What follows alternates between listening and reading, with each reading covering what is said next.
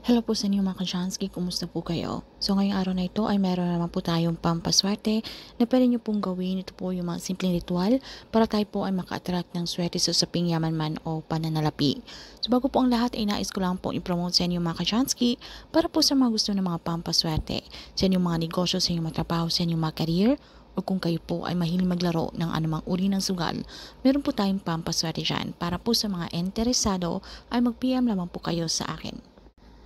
Well, anyway mga ka-Jansky, alam nyo ba na kung kayo maraming problema sa pera, kayo po ay laging kapuso gipit, kayo po ay baon na baonan sa utang, yung tipong wala na po magpapautang sa inyo. So kayo po ay talagang dismayado na kahit alam nyo naman po siyang masarili, kayo naman po ay hindi kayo tamad, kayo naman po ay nagsusumikap sa buhay. Pero bakit nila sinusundan pa rin kayo ng kamalasan? Kung meron man pong dumating na pera sa inyo, ay agad po itong napapalitan ng paggastos, especially kung meron pong nagkakasakit sa pamilya.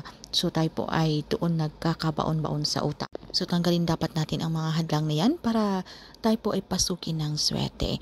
So ang gagawin nyo lang po kahit isang portion lamang po ng uling, kahit maliit na portion lamang po at isang butil ng bawang. Ito po ay mabisang pagsamahin natin at ilagay po natin ito sa pulang tela. Ibalot po natin ito sa pulang tela or kung meron po kayong mga red pouch. So para ma-activate po ang energy nito ay dasalan lamang po natin ito ng isang ama namin at isang sumasampalataya ako.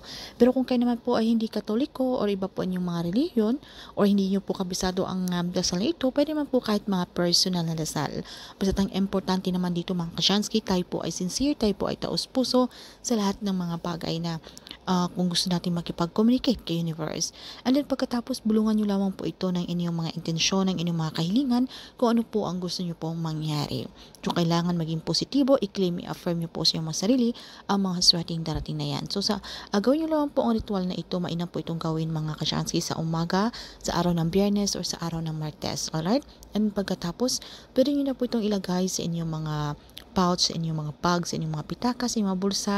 Dalhin nyo po ito kahit saan kayo magpunta. So ito rin po ay magsisilbi natin proteksyon. Halimbawa kung pupunta po tayo sa isang lugar at hindi po natin alam kahit sino-sino po yung mga taong ating nakakasalamuha. So ito po ay mabisang rin proteksyon, okay? Kung ano man po yung mga evil eye na yan o mga malas na madali po tayong makapitan, okay? So at least meron po tayong proteksyon.